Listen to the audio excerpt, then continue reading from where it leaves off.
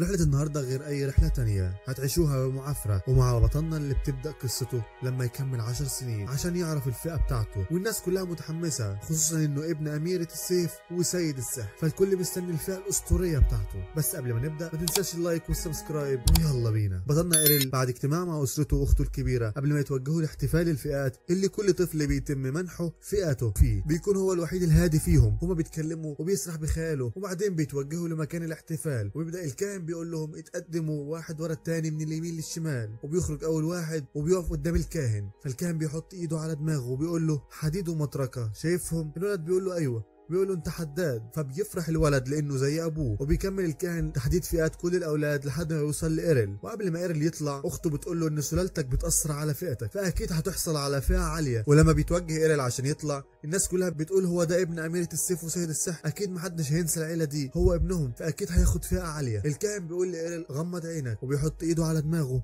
فبيغمض عينه ايريل وبيقول للكاهن بس انا مش شايف حاجه. فالكاهن بيقول له بس المفروض يبقى في حاجه كده، ما يبقاش في غير تفسير واحد انك من غير فئه. فالناس كلها بتتصدم بس رد فعل ايريل بيبقى عادي وكانه لا يبالي. تاني يوم بيكون ايريل بيتدرب قدام امه وابوه، وامه بتقول له ما تقلقش هنواصل العمل حتى لما نتقاعد عشان ما تضطرش لاجبار نفسك على انك تدور على شغل. وبيرد ابوه ايوه مش لازم تفكر بالموت. فبيرد ايريل انا مش هقتل نفسي او اعتمد عليكم للابد، انا هسعى واوصل للي انا بحلم بيه. وبيقعدوا يفطروا. بيقول لهم ايريل انا مش محبط خالص اني ما عنديش فيها، انا كنت بتعلم فنون المبارزه مع امي من لما كنت صغير، اكيد كان هيبقى اسهل لو اخدت فئه مبارزه او استخدمت مهارات السيف، لكن حتى من غير فئه فانا تقريبا عارف ازاي استعمل السيف. بفضل التدريب، رغم ان الموضوع ما كانش تدريب بجد لان امي كانت قويه جدا، عشان كده حتى لو ما عنديش فئة او مهارات مش هخلي الاحباط ياثر عليا. وبيسيبهم ويروح ساحه التدريب، وبيلاقي هناك طفلين اخذوا فئه المبارزه وبيتدربوا مع بعض هناك. فبيشوفوا واحد فيهم فبيقول له مش انت اللي من غير فئه؟ ليه انت هنا؟ بيرد ايريل وبيقول له جيت عشان اتدرب زي كل الولاد. فبيرد الولد ويقول له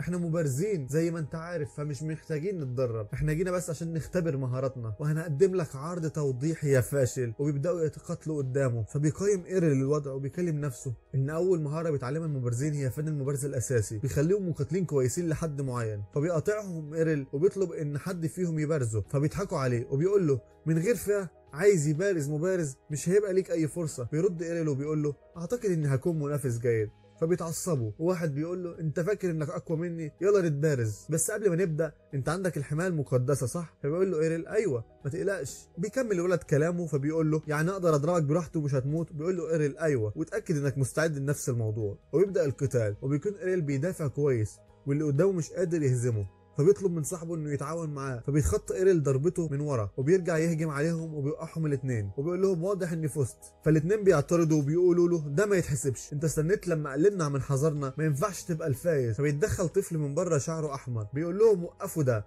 انتوا فاكرين ان العدو هيهتم بجد لو بدات تشتكي كده في ساحه المعركه؟ المبارز الحقيقي بيعرف يتصرف افضل من كده. وبيدخل الولد ابو شعر احمر لايريل وبيقول له انت ابن الاميره المبارزه صح؟ فبيقول له ايوه. فبيكمل واضح انك ورثت موهبه فطريه عشان تقاتل بالمهاره دي وانت من غير فئه، اما دول فمجرد عيال تافهه، ما تخليش فوزك عليهم يخليك مغرور. قاتلني انا هوريك انت اللي من غير فئه ان ايه اللي ممكن يعمله المبارز الحقيقي. انا ابن رئيس الحرس الكابتن ايفانز. فبيفتكر ايريل لما كان بيجي شخص شعر احمر يطلب من امه المساعده في صيد الشياطين. بيكمل الولد ابو شعر احمر الكلام وبيقول له والدي مش بس بارع في مسك السيف، بل هو كمان قائد حاسم بيحترمه الناس كلها، ومع ذلك والدتك هي دايما المبارز رقم واحد في القريه. فبيقول له ايريل يعني انت متعصب من امي وبتفرغ غضبك عليا صح؟ الابناء بيورثوا مواهب اهلهم، عشان كده ههزمك واثبت ان عائلتي اقوى من عائلتك. وبالمناسبة أنا بقالي سنة من ساعة ما بقيت مبارز، لكني ما سمحتش للغرور إنه يمنعني من التدريب، وتعلمت فن السيف من والدي ووصلت بالفعل لمهارات متوسطة، عشان كده مش هتقدر تهزمني. أنا عارف إنك بتحترم والدك وإنك بذلت جهود كتيرة عشان تبقى مبارز، لكن أمي كمان دربتني على استخدام السيف ومش مستعد إن أنا أخسر قدامك. ويبدأ القتال، وبيكون تحركهم سلس والقتال متساوي، وبيقول الولدين كأنهم عاصفة بتتقاتل. هو بجد ده من غير فئة؟ ده ازاي واقف قدام اللي عنده مهارات متوسطة؟ وايريل بيبقى قاعد بيكلم نفسه وهو بيحارب، هو اقوى من الاثنين التانيين، لكن عشان هو متعصب بيخلي ضرباته متسرعة جدا. لو اتمكنت من ان انا استغل ده، وبيحاول يقرب، ولما بيقرب بيتفاجئ بهجوم اسمه شطر السيفين، بيحاول يصده وبيصد ضربة فعلا منه والتانية بتيجي فيه. فبيقول له ابو شعر احمر متفاجئ انك صديت الضربة من مسافة قريبة كده. فبيسأله ايريل ايه كان ده؟ ازاي هاجمتني من مكانين في وقت واحد؟ فقال له انها مهاره هجوميه اسمها شطر السيفين، تقنيه تضرب ضربتين في حركه، شخص زيك من غير فئه مش هيقدر يصدها. رد ايريل ما تبقاش واثق كده، مش هتعرف الا لو جربت. بيروح بعد كده لبيت ايريل واخته بتصحيه من النوم، فبيصحى يبص عليها وبعدين ينام تاني، فبتقول له هصحيك ببوسه صباحيه. فبيقوم ايريل وبيقول ده بقى الصبح فعلا، وبيقوم عشان يفطر. وبعد ما بيخلصوا اكل بتساله اخته هتروح التدريب تاني؟ فقال لها اه، هو ده المخطط النهارده. وبيستأذن عشان يخرج، وبيروح ايريل الغابة وبيكون بيتمرن بالسيف، وبيقدر يعمل ضربة شطر السيفين أخيرا، وبيقول لنفسه إني قدرت أتحمل كل الضربات دي عشان أتعلمها، كان الموضوع يستاهل. وفي اللحظة دي بيكون في جوبلين مستخبي وبيهجم على ايريل، فبيجرب ايريل المهارة الجديدة شطر السيفين وبيقدر يهزم الجوبلين بسرعة. وبعدها بيسمع صوت وحش عملاق، فبيقول ايريل ليه في وحش عملاق قريب من القريه كده؟ لازم ابلغ الحراس بسرعه. وهو بيتحرك بيسمع صراخ طفل، فبيبلع ريقه وبيقول لو كده مش هيبقى في وقت انادي الحراس. وبيقول مش مهم، انا بقيت قوي هقدر انقذه. وبيتحرك ناحيه الصوت وبيبص يلاقي الولد اللي شعره احمر واقف مصاب وقدامه جوبلين ضخم، وبيلف ورا الجوبلين وبيقول لنفسه بسبب حجمه الكبير عليا التركيز على ثبات قدمي اكتر من حركه معصمي، التوقيت هو كل حاجه وانا اقدر اهزمه. وابو شعر احمر بيقول لنفسه هو كده انتهى الامر، مش هقدر اواصل، هموت بالطريقه دي، انا اسف يا بابا. وبيسمع في اللحظه دي صوت ايريل وهو بيفعل مهاره شطر السيفين، وبيلاقي الجوبلين مات. وبيكون ايريل واقف بيقول زي ما توقعت، التوقيت وثبات القدمين كانوا المفتاح، كويس اني اخدت بالي. وبيقع ابو شعر احمر على ايريل وبيقول له ايريل انت المفروض تتعافى، فين مياهك المقدسه؟ فيبص الواد على الارض، فبياخد ايريل باله انها مكسوره، بيقول له طيب ممكن تستخدم بتاعتي، وبيديها له يشربها. فبيتشفي بسرعه، بيمسك ايريل وبيقول له ايه التقنيه اللي انت استعملتها دي؟ فبيقول له ايريل شطر السيفين. فبيرد ابو شعر احمر اللي لحد دلوقتي ما نعرفش اسمه ما تبقاش سخيف، شطر السيفين حركه معقده ما ينفعش حد ينفذها الا لو عنده المهاره. بيرد ايريل ان ايوه هي معقده وعشان كده اخذت وقت طويل وجهد اضافي عشان اتعلمها. ببساطه اي حد بيملك القوه والسرعه الكافيين هيقدر يعملها لو ضبط توقيته. وفي الواقع انت السبب الوحيد اللي خلاني اكتشف ده اصلا، انت استعملت المهاره دي ضد مرات كتير خلال قتالنا، وان اشوفها واجربها عن قرب هو اللي علمني، انا فكرت فيك كل يوم من اللحظه دي. فالواد ابو شعر احمر بيرد عليه وبيقول له الكلام ده سهل انه يتقال، لكن الواقع مش بالبساطه دي، لكني شفتك بتعملها. بيرد ايريل هو ممكن ما يبانش عليا بس انا بكره الخساره، وعشان كده كنت عاوز اتاكد ان المره اللي هنتبارز فيها مش هخسر قدامك، فاتدربت كتير ودلوقتي انا بحصد ثمار التدريب ده. تمام، لو ده هدفك فايه رايك مباراتنا الجايه تبقى دلوقتي وهنا؟ ايريل بيقول له انت متاكد؟ بيرد يقول له ايوه، انت انقذت حياتي واديت ميتك المقدسه، اقل حاجه اقدر اقدمها لك هو رد الجميل. وبيبداوا القتال والاثنين بيستخدموا مهاره شطر السيفين، وبيتفاجئ ابو شعر احمر ان الضربتين بتوعه اتصدوا، وبيلاقي ضربه كمان ضربته. فبيقول له ايه ده؟ فبيرد ايريل ضربه ثالثه. فبيرد المفروض يكونوا اثنين، الاسم بيقول كده. بيقول له ايريل ممكن يكون ده صح بالنسبه لك، لكن شطر السيفين بتاعتي ما بتعتمدش على مهاره، عشان كده مفيش قيود محدده ليها واقدر اغيرها زي ما انا عايز، وبصراحه دي اول مره اجرب الضربه الثالثه وده كله بفضلك برضه.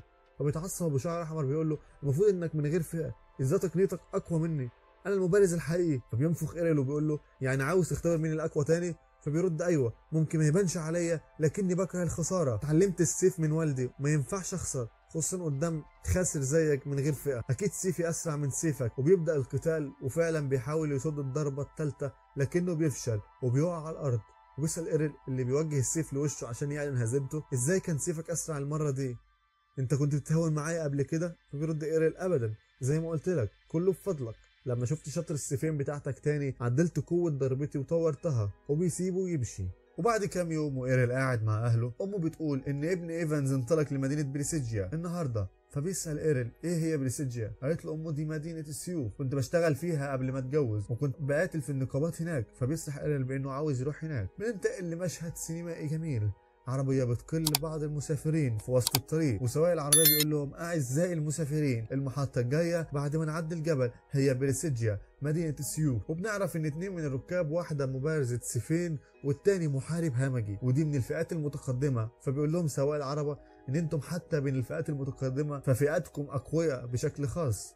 وبعدين بيقول لهم لو مش ممانعين ممكن تستعملوا قوتكم وتحاربوا الاورك دول. بيرفض الاثنين وبيقولوا دول بيرسلوا فرق كامله عشان تقضي عليهم، احنا بنرفض نخاطر بحياتنا عشان ناس تانيين. فالسواق بيقول يبقى كده لازم نهرب احنا كمان. فبيلاقي واحد من الركاب بيتقدم وبيهجم على الاورك، وبيطلع ايريل بس كبر، وبيكون بيتحرك بسرعه كبيره بمهاره اسمها اندفاع البرق، والوحوش بتبدا تحاصره فمش بيقدر يستعمل المهاره دي وسطهم، فبيقتلهم كلهم بشكل يوحي انه بيرقص بمهاره اسمها رقصه النصل. والمهاره دي مهاره من فئه اميره السيوف، اللي هي للستات بس. فالسواق بيستغرب انه ازاي قدر يستخدمها، وبيقدر ايرل يهزم الاورك كلهم ومعاهم ملك الاورك لوحده. وبيروح لسواق العربيه بيقول له يلا نكمل طريقنا، انا محتاج اتدرب ابقى اقوى. فالسواق بيقول له اعتقد انك قوي بالفعل. بعدها بنرجع فلاش باك كده قبل 5 سنين من النهارده، وايرل بيتدرب قدام امه، فبيستعمل قدامها مهاره شطر السيفين. فبتقول له انا تقريبا لسه بحلم، انا شفتك بتستعمل مهاره شطر السيفين. فبيرد ايرل وبيقول لها ايوه انا عملت كده. فبتكمل كلامها وتقول يبقى اكيد انا بحلم، انا مش مصدقه اني بحلم بده، شكلي ما تقبلتش ان ايرل من غير فئه. فبيهديها ايرل وبيقول لها امي ده مش حلم، انا اتعلمت بجد ازاي انفذ شطر السيفين. الامر اخذ مني كتير من التدريب لكني قدرت اعملها، وانا محتاج اعيد اتقان مهارات تانية برضه. وبعد ما اتعلمها عايز اروح لبريسيجيا واختبر قوتي وصلت لايه. بنرجع لارض الواقع والسواق بيصحي ايرل وبيقول له اننا وصلنا بريسيجيا، وبيقول لايرل انك لازم تنضم لاحد النقابات، معظم المبارزين هنا بيشاركوا في بطولات القتال وبيعيشوا من جوائزها. فايرل رد قال له ما عشان كده انا هنا عايز اقاتل اقوى المحاربين، وسابه ومشى. وبيتمشى ايرل في المدينه فبيلاقي النقابات اللي بتطلب المبارزين للانضمام، وفجاه بتيجي واحده من وراه وتطلب منه الانضمام لنقابتها وبتقدم له عقد التسجيل في نقابتها على طول. فبيرفض ايرل وبيسيبها ويمشي. فبتمسكه وتقول له انت ازاي ترفض وانت حتى ما بصيتش عليه. بيرد ان محدش محبط لتجنيد مبتدئين بالشكل ده الا لو كنتم نقابه صغيره عندكم نقص في الاعضاء. فبتقول له لا نقابتنا مشهوره جدا. فبيقاطع ايرل كلامها وبيقول لها ايه اقوى نقابه هنا. فبتقول له بجد انت بتسالني سؤال زي ده، انت ما عندكش اي اخلاق. المهم بتقول له الشفره السوداء. بيروح ايرل لمقر الشفره السوداء وبيقف في طابور تقديم اللي بيكون طويل جدا، ولما بيوصل لاول الصف اخيرا بيساله مسؤول الاستقبال ايه فئتك، فبيقول له ان من غير فئه. فبيضحك موظف الاستقبال وبيقول له كده اتفضل امشي. فبيقول له ايرل ما ينفعش تستثنى حالتي، انا واثق اني هعدي الاختبار بتاعكم. فبيقول له لا القواعد هي القواعد. وبيمشي ايرل لباقي النقابات وبرضه بيحصل له نفس الموضوع، بيترفض من كل النقابات عشان هو ما عندوش فئه. وبيقعد ايرل محبط وبيقول لنفسه انا ما كنتش متخيل ان الفحص المبدئي هيبقى بالصعوبه دي. وبيفتكر جواب التوصيه اللي امه بعتته معاه لنقابتها القديمه، وبيقول كنت فاكر انها بتبالغ بس تقريبا كده هي توقعت ده. وهو قاعد بتيجي من وراه البنت اللي كانت بتحاول تضمه لنقابتها من شويه، وبتقول له خليني اخمن انت لسه ما لقيتش نقابه صح؟ ايه رايك تنضم ليا؟ بيقول لها لا برضه. وبيبدا يمشي في المدينه عشان يوصل للنقابه، وهي ماشيه وراه بتحاول تقنعه، وبيقرب يوصل للعنوان. فبتقول له على الاقل زورنا. فبيقول لها ما تدوري على حد تاني على الاقل ممكن يقبل. فبتقول له احنا قريبين اصلا، وبتشاور على النقابه. فبيلاقي ايرل مقرها شبه مقر الشفره السوداء، يعني نقابه كبيره. فبيقول لها امال ليه عندكم اعضاء قليلين؟ فبتقول له عادي هنرجع عصرنا الذهبي ناب التنين خالده للابد. فكما توقعت عزيزي تطلع هي نقابه امه. المهم بيدخل وبيقابل والدها اللي بيبقى مش كويس وبيسيبهم ويمشي. فبتقول لايرل ان ابوها كان افضل سياف في بريسيجيا بس بعد ما فقد دراعه وهو على الحال ده. وبتقول له انت كده غيرت رايك. ايرل بيقول لها لا انا مصمم على الانضمام للنقابه دي، وبيوقع على العقد على طول. فبتاخد منه العقد وبتقراه بتلاقيه كاتب فيه انه بلا فئه. فبتقول له بلاش هزار دلوقتي. فبيقول لها بس انا مش بهزر، وبيوريها بطاقه هويته. فبتقوم تجيب سيف وتقول له من الافضل انك تلغي العقد ده لو عايز تفضل عايش. فبيقول لها ليه؟ فبتقول له عشان المفروض انك على الاقل يكون عندك مهارات السيف الاساسيه عشان تنضم لاي نقابه. وبتبقى متعصبه. فبتدخل بنت من بره شعرها احمر اسمها راينر، وبنعرف ان بنت صاحب النقابه اسمها ليليا. بتجري ليليا عليها وبتقول لها كنت مبسوطه اني لقيت حد ينضم بس طلع بلا فئه. فبتقول راينر مستحيل، وبتبص في وشه وبتقول له انت مش فاكرني؟ كنا بنتدرب مع بعض في نفس القريه. فبيقول لها بس انا مش فاكرك، انا متاكد اني كنت هبقى فاكر حد جميل زيك، بس انا فاكر اني اتدربت مع حد عنده نفس لون شعرك بس ده كان ابن ايفانز. فردت قالت له ايفانز ما كانش عنده غير ابنه والابنه دي هي انا. بيرد ايرل بيقول لها اسف ما كنتش متخيل انك نفس الشخص. فراينر بتطلب منه ان هو ينافسها عشان تحدد اذا كان يستاهل انه ينضم او لا، وعشان هي مش هتخسر منه تاني. بتبدا المبارزه وبتستعمل راينر نفس المهاره اللي استعملتها قبل كده وهي شطر السيفين، وبيرد ايرل بنفس المهاره لكنه مش بيقدر يصدها. فبيقول لها ايه ده ازاي؟ فبترد تقول له انت استهنت بيا زي ما قلت لك، انا بقيت اقوى واتدربت لمده 5 سنين. وبتوقع السيف في الارض وبتقول له السيف ده اتقل ب5 اضعاف من السيوف العاديه، مش هتقدر تفوز لمجرد انك بتصد هجماتي بس. وبتهجم عليه تاني فبيبعد عنها وبيقول لها اعتقد كان غلط انك تقولي لي سر قوتك. فبتقول له ما تقلقش اصلا مش هيبقى عدل لو ما اديتكش شويه افضليه. فبيرد ايرل ويقول لها لو دي سرعتك القصوى فمش هحتاج اصلا ان تلمس منك. فبتتعصب راينر وبتهجم عليه وبتكتشف انها صوره ظل. بيهجم عليها ايرل من ورا وبيقول لها انت كمان قللتي مني. فبتقول له بس مهاره الظل مهاره من الفئه العليا، ازاي قدرت تستعملها؟ فبيقول لها ببساطه اتعلمت ازاي اتحرك بسرعه كبيره. فبتقول له اكيد في اكتر من ده. فبيقول لها اكيد كتير من الجهد والتدريب. المهم بيغفلها تاني وبيلاحظ ايريل انها ما فقدتش حاجز الحمايه المقدس مع انها انضربت مرتين. فبتقول له راينر ان مقاتلو الشفرات عندهم مهاره اسمها العزيمه، فضرباتك مش كفايه عشان تعمل لي ضرر. تهجم تاني فبيستعمل ايريل مهاره الصد المتقن وبيهزمها وبيقول لها ان دي مهاره صد لاميرات السيف اتخصصت فيها امي. بتعيط راينر ان ايريل لسه اقوى منها وبتمشي، وبيرجعوا لاوضه الاجتماعات وبتقول له ليليا انت متاكد انك مش هترجع في كلامك؟ بيقول لها انا وقعت العقد خلاص وهي كده مش هقدر انضم لاي نقابه تانية حتى لو عايز. ليه كنت ملحه انك عايزه عضو ضروري؟ فبتقول له اننا علينا ديون كتير بس في معركه نقابات كمان اسبوع، كل اللي علينا اننا نكسبها وبعدها هيبقى عندنا كفايتنا من الفلوس لسداد الديون وفائض كمان، بس كنا محتاجين 3 اشخاص على الاقل للمشاركه، فعشان كده كنت بدور على عضو ثالث. بيقول لها ما تقلقيش كل اللي علينا اننا نفوز بالبطوله. فبيلاقيها قلقانه فبيقول لها مالك؟ بترد تقول بس احنا هنواجه فريق من 5 واحنا 3 ومش عارفين قوتهم. فبيقول لها ايريل ده احلى حاجه، ده سبب اني جيت هنا اصلا. تاني يوم بتعلن ليليا عن انهم رسميا يقدروا يشاركوا في مسابقه النقابات، وان المسابقه بنظام الاقصاء الفردي، يعني الكسبان على الارض والنقابه اللي بتخسر هي اللي بيتهزم كل اعضائها، وان اهم حاجه اننا ما نواجهش منافسين من الرتبه ايه لان احنا كده كده عندنا 2 من الرتبه بي، وبما انك يا ايريل هزمت راينر فانت كمان من الرتبه بي، ومفيش اصلا في بريسيجيا كلها غير 20 مقاتل من الرتبه ايه، وبتسيبهم وتروح عشان تعرف اسم النقابه اللي هتواجههم. وبعد ما بتمشي ايريل بيسال راينر انها تضربه بالسيف وهو فيه غمضه، فبتقول له ان السيف بتاعها مش زي السيف العادي، فيمسكوا ايريل وبيحركوا بمنتهى السلاسه. فبتقول له ازاي عملت ده من غير مهاره القوه الجباره؟ بيرد بان عندي اكتر من القوه الجباره، المهارات اللي انا بستعملها اكتسبتها من خلال التدريب اليومي. بتقتنع راينر وبتبدا تضربه بالسيف، وبعدها بتيجي ليليا بتجري بسرعه وتقول لهم في خبر وحش، انا عرفت النقابه اللي احنا هنواجه النقابه الاولى حاليا الشفره السوداء، وهم عندهم 8 مبارزين من الرتبه ايه، وزعيم نقابتهم جورج مش بيحب نقابتنا وعايز ينهيها. بننتقل بعدها ليوم المسابقه وبيكون الناس متجمعين كلهم وبيكون كله مراهن على فوز النقابه الجديده الشفره السوداء، وليليا بتقول لهم انها سحبت فلوس تاني وراهنت على نقابتهم. فاريل بيقول لها بس كده هنخسر، قالت لو خسرنا نخسر واحنا بنحاول. وبيجي جورج يقاطع كلامهم وبيقابل ليليا ويقول لها سمعت انكم ضميتوا مبارز من غير فئه، الموضوع ده مضحك بس على الاقل المفروض تشكريني لاني انا اللي سعيت عشان نقابتكم تواجهنا وحاولوا تغلبوا على الرتب ايه بتاعتنا. وبيسيبها ويمشي. بيدخلوا جوه عشان نبدا المعركه وبتقدم المقدمه المبارزين، وبيدخل ايريل الحلبه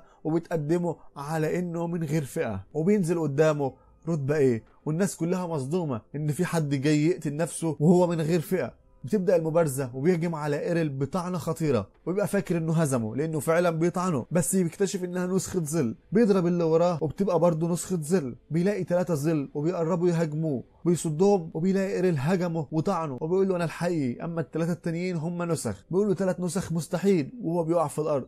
بيرد ايريل ان امه كانت بتصنع 5 نسخ على الاقل في التدريب وكانت اسرع من كده وبيبقى ايريل متضايق انه ما قدرش يقلد طعنته وبيقول انا محتاج اتدرب اكتر. بيدخل المتنافس التاني وبيهاجم ايريل بس برضه بيهزمه، والتالت بيدخل وبيهجم عليه بمهاره برجله كده بس برضه ايريل بيتفاداه وبيهزمه، ويبقى كله مش مصدق ان ايريل هزم 3 من الفئه ايه بسرعه كده. بيبدا المبارز الرابع يدخل ويبقى مبارز درع، وبيقول لايريل بطل تكذب انت مستحيل تكون من غير فئه. ايريل بيقول له صدق زي ما انت عايز بس مبارزين الدرع مقرفين قوي، مش عارف اثر عليك بسيفي فلازم استنزفك واحده واحده. بيهجم عليه مبارز الدرع بمهاره اسمها ضربه الدرع، فايريل بيستعمل مهاره المبارز اللي قبل ده وبيصدها وبيوقع الدرع.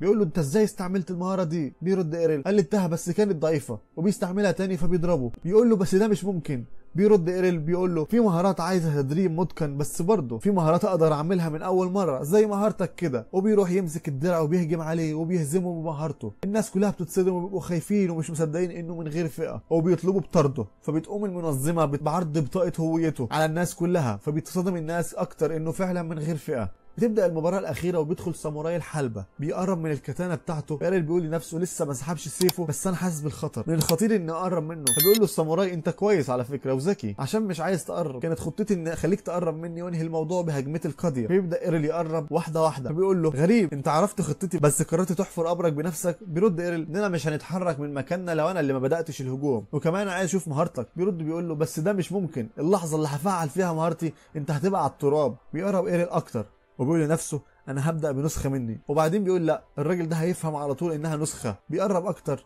فبيسحب التاني الكتانه بسرعه فبيختفي ايريل من قدامه. فبيقول مستحيل دي ما كانتش نسخه ظل، انا متاكد ان هو اللي كان واقف قدامي. بيظهر ايرل وراه وبيقول له انت فعلا سريع، انت ممكن تكون اسرع حد شفته هنا، بس انا اتدربت على ايد حد اسرع منك. وبيهجم عليه بمهاره والدته اعصار الطعنات، وبينهي النزال. ونقابة أنياب التنين بتسد ديونها من الرهان بتاع ليل، بس رئيس نقابة الشفرة السوداء بيبقى متضايق وبيقول إن ده مش هيعدي بالسهل. في نهاية اليوم لما بيرجعوا للنقابة بيبدأوا يحتفلوا وبيخربوها، وإيرل بيبقى متفاجئ إن ليليا بتكون عمالة تشرب وتغني وبتكون خرباها، لكن بالنسبة لراينر بتقول له بقول لك فكك يا اسطى من الكلام ده وتعالى نشرب عصير مع بعض. المهم إن دلوقتي إيرل بيكون أهم شخص في النقابة، وقدر إن هو يخليهم ينتصروا ويخرجوا مؤقتا من وضعهم. وليليا عشان تخليه ما يسيبش النقابة بتعرض عليه الزواج، بيقول لها فكك مني، انا لو فكرت اني في يوم من الايام ارتبط بشخص فانسب واحده بالنسبه لي هتكون واحده زي راينر. طبعا هي اول ما بتسمع الكلام ده بتكون في قمه الاحراج وبتقول له ايه اللي انت بتقوله ده، لو انت عايز ترفضها شوف لك واحده تانية من غير ما تدخلني في الموضوع. ايرل بيقول لها ليه بتقولي الكلام ده، انا فعلا بتكلم بجد. بتقول له لا مفيش الكلام ده، كل الناس اللي حواليا بتشبهني بالرجاله بسبب ان انا بستعمل السيف للمبارزه، والكلام ده عموما مش في دماغي، اهم حاجه دلوقتي اني انا اكون اقوى مبارزه بمدينه السيوف. وبعد كده بنشوف ان هم بينزلوا تاني لساحه التدريب، وبنشوف ان راينر بتمسك ايرل وبتبدا بقى تلطش له كالمعتاد. بتقول له مش كفايه كده ولا ايه، انت لو فضلنا كده فعظمك كله تقريبا هيتكسر. بيقول لها هو ده اللي انا عايزه بالضبط، لان ديت انسب طريقه عشان اقدر ان انا اتقن بها مهاره الصمود، وانا اصلا مش هقدر ان انا اكتسب المهاره دي غير بشخص انا فعلا بثق فيه. وبنشوف ان ابو ليليا بيوصل لعندهم، وزي ما انتم عارفين ان هو اصلا بيكون رئيس النقابه، بس بيكون ما يعرفش ايه اللي حصل اصلا. بنته بتبدا تحكي له عن اللي هم بيكونوا قدروا يعملوه في قلب المبارزه، وان هم انتصروا، وفوق كل ده كمان قدروا ان هم ينقذوا النقابه من الافلاس، وقدروا يسدوا كل ديونهم. وكمان اللي كانوا ضدهم هم نقابة الشفرة السوداء، اقوى نقابة موجودة في الوقت الحالي. بيقول لها اكيد هم استهانوا بيكم عشان كده قرروا انهم يحطوا قدامكم اضعف المبارزين، لكن هي بتقول له لا مفيش الكلام ده بالعكس كانوا كلهم من الرتبة ايه، اعلى رتبة موجودة في النقابة، والفضل يرجع لايرل في الانتصار لان هو اللي قدر يهزمهم كلهم لوحده. بيقول لها يعني الفتى ده اللي لسه منضم لينا جديد من كام يوم هو دلوقتي اقوى واحد في النقابة؟ عموما انتم متفائلين زيادة عن اللزوم، ولا هو فعلا بالقوة اللي انتم بتتكلموا عليها دي اكيد اي نقابة تانية غيرنا هتقدر انها تستقطبه وتدفع له شويه فلوس عشان احنا مش هنقدر ندفعها له. بتقول له من الناحيه دي ما تقلقش. هنا بقى ايرل بيقطع الكلام وبيقول اي نعم هي ممكن تكون متخلفه حبتين، لكن هي افضل من ناس كتير بتستسلم وما بتحاولش انها تعمل اي حاجه. رئيس النقابه بيقول له انت بتقول ايه بالظبط؟ ايرل بيقول له بطل تكون محبط وابدا بقى انك تتصرف شبه الرجاله، ما انت مش واعي باللي بيحصل قدامك، فانت شخص تافه. اي نعم انت خسرت واحده من دراعاتك، ولكن بايدك الثانيه تقدر ان انت تكمل مبارزه. رئيس النقابه بيتعصب عليه جدا وبيقول له انت تعرف ايه عن واحد كان بيستعمل سيفين ودلوقتي مش قادر ان هو يمسكهم، حتى لو بالفعل انا لسه بمتلك مهارات فكلها تقريبا ملهاش لازمه. لكن ايرل بيقول له انت غلطان، لان اللي قدامك ده اصلا ما عندوش اي مهاره، ومع الرغم من كده قدر ان هو يهزم مغامرين من الرتبه ايه. الرئيس لما بيحس ان هو اتهان بيقرر ان هو يسيبه ويمشي، وايرل بيقول لهم اي نعم هو بيكون خسر واحده من دراعاته، ولكن لغايه دلوقتي هو جامد جدا. امر مؤسف ان هي دي تكون نهايته. ليليا بتشكره عشان المفروض ان الكلام ده بدا ان هو ياثر في والدها، واكيد هيعمل حاجه. وراينر بتقول مظبوط، اظن هو كل اللي محتاجه ان هو يستعيد الشغف بتاعه، واكيد هيرجع تاني قوي وافضل مبارز زي ما كان. ايرل بيقول لهم انا متحمس جدا ان اتعلم منه المهارات اللي هو بيمتلكها، لان انا متاكد هتعلم منه كتير مع الرغم ان هو مش في كامل قوته. ليليا بتقول له بما انك عايز تكتسب مهارات جديده ايه رايك ان احنا ننزل الزنزانه؟ طبعا هو بيكون مش عارف اي حاجه، وراينر بتبدا بقى تعرفه ان في زنزانه ضخمه بتكون موجوده تحت المدينه مليانه بالفخاخ وكمان الوحوش. طبعا صاحبنا بيكون متحمس جدا لان دي هتكون انسب طريقه يقدر ان هو يتدرب بيها. راينر بتقول له عموما احنا كده كده لازم نستعد احنا كمان لمبارزات كاس السيف، وبتبدا بقى تعرفه ان البطوله دي بيتحدى فيها اقوى المبارزين في سبيل واحد بس، ان هم يكتشفوا مين اقوى مبارز موجود في المدينه في الوقت الحالي. ليليا بتقول له على ما اظن ان انت عايز تشارك في المبارزه دي، ايه رايك ان انت تملى الاستماره دي؟ هنا ايرل بيمسك الاستماره دي وبيقطعها. راينر بتكون مستغربه وتقول له ليه انت عملت كده؟ انت مش عايز تشارك في المبارزه ولا ايه؟ وايرل بيقول لها مين قال كده؟ بس البنت اللي قدامك دي كانت جايبه عقد جواز مش استماره عشان نخش بيها المبارزه. بتقول له كنت بهزر معاك مش اكتر. وبما ان ايرل بيكون جايب اخره منها بيقرر بقى ان هو يخنقها. وفي مكان تاني بنشوف ان في شخص بيستعمل بلوره سحريه وقادر ان هو يراقبهم من بعيد، ومره واحده بنشوف ان رئيس نقابه الشفره السوداء بيوصل لعنده عشان يعرف هو بيكون وصل لفين، وبيبدا يعرفوا ان ايرل واصدقائه قرروا ان هم يخشوا الزنزانه في تاني يوم، وبيقول له بس كده، ومن الواضح يا عزيزي ان هو ناوي على حاجه مش تمام. وفي تاني يوم بالفعل بنشوف ان الشله الكريمه بتاعتهم بتاعتنا بيكونوا وصلوا عند المبنى، وعلى جميع الاحوال من الواضح ان المكان مزدحم بالناس. راينر بقى بتقول له مظبوط، لان تقريبا كل الناس الموجوده هنا جايين عشان يبداوا يستعدوا لمبارزات كاس السيف. الناس بيكونوا واقفين طابور عشان يقفوا على الدائره السحريه دي. ليليا بتبدا تعرفه ان دي بتكون تعويذه للانتقال الاني، ويقدر انها تنقل شخص للطابق اللي هو بيكون فيه قبل كده. يعني على سبيل المثال انا بقى من خلال الدائره دي اقدر فورا اروح للطابق ال12. اما بقى بالنسبه لراينر فبتعرفوا ان هي كمان تقدر انها توصل للطابق ال14. بيقول لهم يعني لو رحت مع راينر دلوقتي هقدر ان انا اوصل للطابق ال14 على طول، ولكن ليليا بتعرفه ان الكلام ده مش هينفع، لازم في الاول انه ينزل طابق ورا التاني. بعد كده بنشوف ان الثلاثه دول قرروا ان هم يكملوا طريقهم مع بعض لغايه ما يخشوا اول طابق، وبيكون في استقبالهم 2 من الفرسان المدرعين. بمجرد ما يبداوا ان هم يشتبكوا مع بعض الفارس اللي قدام ايرل بيختفي من قدامه وبيظهر من وراه، ولسه هيديله واحده يخلص عليه، لكن ابننا بيكون قادر ان هو يتفادى الهجمه دي بكل سهوله، وبيقرر بقى ان هو ينقض عليه وبيطير راسه. هنا بقى بتكون المفاجاه، مع الرغم ان هو بيكون قطع راس الفارس بيبدا انه يتحرك وبيهجم عليه. ايرل ما بيكونش فاهم اي حاجه، وهنا بقى راينر بتبدا تشرح ان دول بيكونوا عباره عن وحوش سحريه بتستمد قوتها من المتاهه، وبيقرر ايرل انه ينقض عليه للمره الثانيه، ولكن بيقطع له رجليه المره دي. وبنشوف ان راينر بتكون خلصت على الفارس اللي كان قدامها. ايرل بيكون متفاجئ ان هم مره واحده بيكونوا وقفوا عن الحركه، فبتبدا تشرح له انه بعد شويه وقت الوحوش ده هتبدا تستمد قوتها السحريه تاني وهتبدا انها تهجم علينا، وعشان كده لازم ان احنا نستغل الفرصه دي ونكمل طريقنا. وكل اللي ايرل كان بيفكر فيه ان الوحوش دي مناسبه جدا ليه عشان يبدا انه يتدرب عليهم. بنكمل طريقنا ومره واحده بنتفاجئ ان في حد بيطلب المساعده. بعد لحظات بيظهر بقى قدامهم واحد بيكون مجروح جامد، بيبدا يعرفهم ان هو بيكون دخل غرفه جديده لاول مره واتفعل فيها فخ، فبسبب كده فهو بيكون اتبهدل. راينر بتقول له المخرج قريب من هنا، ايه رايك ان احنا ناخدك لهناك؟ فهو بيعترض وبيعرفهم ان اصدقائه لغايه دلوقتي بيكونوا لسه محبوسين في الاوضه. بيبدا يترجاهم وبيطلب منهم المساعده عشان ينقذهم. وهنا ليليا بتعترض وبتقول له احنا مش هنعمل اي حاجه بدون اي مقابل، لان اي شخص موجود هنا في الديماس فهو مسؤول عن حمايه نفسه. لو عايز يعني يطلب المساعده فالمفروض يعني ان هو يدفع ثمنها. وما بيلاقيش قدامه اي خيار تاني، وبيقرر انه يطلع لهم كل الفلوس اللي بتكون معاه. بتاخدهم منه وبتقول له يلا بينا. لكن هنا ايرل بيقول لهم انتوا مش شايفين الموضوع بيكون غريب شويه؟ ليليا بتقول له غريب ليه؟ احنا فعلا خدنا شويه فلوس اهي. لكن هو بيقول لها انا مش قصدي الفلوس، انا قصدي ان الراجل ذات نفسه وبيكون شكله مريب، لان من العادي الناس اللي بتنزف دم كتير زيه بيفقدوا الحمايه الخاصه بهم. لكن هنا بقى ليليا بتقول له بغض النظر عن اي حاجه احنا دلوقتي قدرنا نحصل على المقابل، ويلا بقى بينا نساعده. وبالفعل بعد لحظات بنشوفهم وهو بياخدهم معاه للغرفه اللي المفروض اصدقائه بيكونوا موجودين فيها. وايرل بيكون متاكد ان الشخص اللي قدامهم ده بيلعب بيهم، لان في يوم من الايام لما فقد دم زيه فهو اصلا ما كانش قادر يمشي. ده بقى اللي بياكد له ان هو بيكون متصاب اصابات مزيفه مش اكتر. لكن بغض النظر عن اي حاجه فانا متحمس جدا، الامور هتبدا تبقى مثيره. وبعد شويه مشي بنشوفه بياخدهم عند حيطه وبيعرفهم ان في زرار كده بيوديهم للغرفه السريه. وبعد ما الغرفه دي بتتفتح بنتفاجئوا ان مفيش حد موجود في الاوضه، فبيسالوا نفسهم هو احنا جينا متاخر ولا ايه؟ ليليا بتقول لهم بصوا في بقعه دم كبيره هناك، ولكن اول ما بتلاحظ عمله معدنيه بتقرر بقى انها تجري عليها. مجرد ما بتشيلها من على الارض بنشوف في دائره سحريه بتتلف حواليهم. وهنا بقى راينر بتدرك ان هم بيكونوا واقعين في فخ، وان هم هينتقلوا دلوقتي لمكان مختلف تماما. واللي بيكون جايبهم لهنا بيكون مبتسم وبيقول زي ما انا كنت متوقع ان البنت دي هتطمع اول لما تشوف الفلوس هتجري عليها، بس اللي ما كانش عامل حسابه ان الدايره السحريه دي بتكبر وبتاخده هي كمان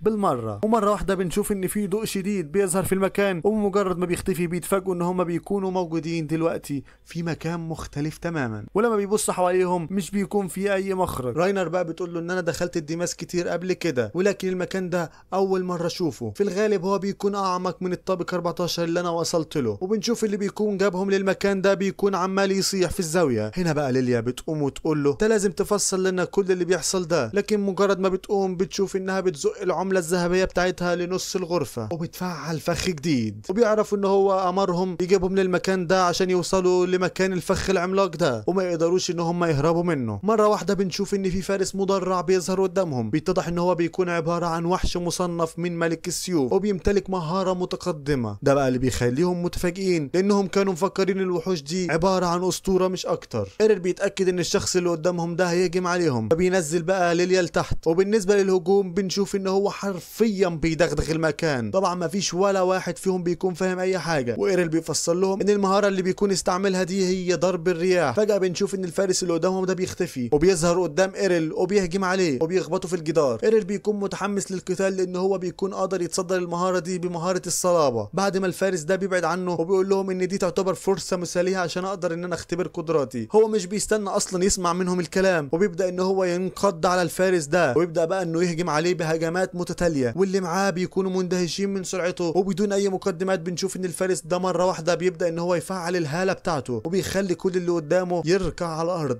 هنا بقى ايرل بيكون واقف ولا بيكون مهتم بالكلام ده ولا متاثر، ويبدا ان هو يفتكر تدريباته مع والدته، هي كمان كانت بتستعمل نفس المهاره دي. طبعا المهاره دي بيكون اسمها مهاره الهبه، وبتعرفه ان اي حد بيقدر ان هو يستعملها بيثبت العدو اللي قدامه، وبالتالي يقدر ان هو ينقض عليه بكل اريحيه. وبتعرفه ان هو لازم يقاوم المهاره دي قبل ما هي تهجم عليه. بنرجع بقى وبيشيل العمله اللي مرميه على الارض وبيرميها في وش الفارس ده عشان يبطل بيها المهاره بتاعته، وبيظهر من فوق وبيقرر انه يستعمل مهاره الانفجار وحرفيا بيفرتكه. بعد كده بنشوف ان هم بيقعدوا وبيفتحوا معاه تحقيق عشان يعرفوا ازاي هو قدر يكتسب كل المهارات دي، وبيقول لهم بكل بساطه انا اتدربت تحت ايد والدتي. راينر بتقول له ثواني كده، والدتك ملقبه باسم اميره السيف مش ملكه السيوف. ولكن ايرل بيعرفها ان هي فعلا ملكه السيوف، ولكن هي عشان متواضعه حبتين قررت انها تسمي نفسها باميره السيف عادي عشان ما حدش يجذب الانتباه حواليها. فهي بتقول له طب ما كنت تقول كده من بدري، لو اعرف كده ما كنتش دخلت معاك في منافسه اصلا. وبعد لحظات قليله بنشوف ان نفس التعويذه بتتفعل تاني عشان يقدروا ان هم يخرجوا من نفس المكان اللي هم بيكونوا دخلوه. اما بقى بالنسبه للي معاهم اللي بيكون ورطهم الورطه دي، ليليا بتبدا تتكلم معاه وبتعرفه ان هو يقدر يخرج. من الواضح كده ان ايرل مش متضايق من الموضوع، فاحنا مش هنعاقبك المره دي. نسيبهم بقى دلوقتي يا عزيزي وعزيزتي ونروح لرئيس نقابه ناب التنين، وبنشوف ان هو بيكون موجود في الحانه، وبيسمع ان في 3 عمالين يتكلموا مع بعض وبيقولوا انهم ورطوا اعضاء نقابه ناب التنين في فخ ومش هيقدروا ان هم يخرجوا منه ابدا. طبعا هو لما بيسمع الكلام ده بيكون مصدوم لان هم بيتكلموا على بنته، وبيقوم مدغدغ ترابيزه ضيعه فوق دماغهم وبيقول لهم انتوا لازم تحكوا لي على كل حاجه. ومره واحده بنشوف ان في شخص بيظهر من وراه، وايوه يا صاحبي هو ده بقى بيكون جورج زعيم نقابه الناب الاسود. هنا بقى رودو بيتاكد ان هو بيكون ورا كل حاجه حصلت له. بيقول له بصراحه كده انا جايلك بشويه اخبار حزينه، ان في شويه من اعضاء نقابتي وبنتك واللي معاها بيكونوا دخلوا في مكان كده ووقعوا في فخ وشكله خطير ومش هيقدروا يخرجوا منه للاسف. رودو بيقع على الارض وبيكون حزين جدا بسبب ان هو بيكون فقد بنته. لكن بعد لحظات قليله بنشوف ان الشله بتاعتنا بيكونوا وصلوا للمكان ده طبعا عشان يشربوا وياكلوا بسبب الانتصار العظيم اللي ايرل عمله. وليليا بتتفاجئ ان والدها بيكون موجود وبيجري عليها عشان يطمن هو كمان. جورج اول ما بيشوفهم بيكون مستشاط من الغضب، اصل على حسب خطته ان هم دلوقتي المفروض يكونوا في عداد الموتى. ولما بيرجع للنقابه بتاعته بيكون واضح ان هو بيكون حقد على نقابه ناب التنين لابعد حد، لانها كانت اقوى نقابه لفتره طويله من الزمن، يعني زي مانشستر يونايتد كده. وهو دلوقتي مضطر ان هو يواجه واحد ما عندوش اي مهاره، وبيتفاجئ ان في سيف شيطاني بيبدا يتكلم معاه وبيقول له بسبب الكره والحقد اللي انت بتمتلكه فانا اقدر ان انا انفذ لك كل رغباتك. ومن واضح كده يا صديقي ان في حاجات كتير جايه قدام، وعشان نعرف اللي هيحصل في الحلقات الجديده فلايكك وشيرك وسبسكرايبك. استنونا في بقيه الاجزاء. اشوفكم في فيديو جديد وسلام.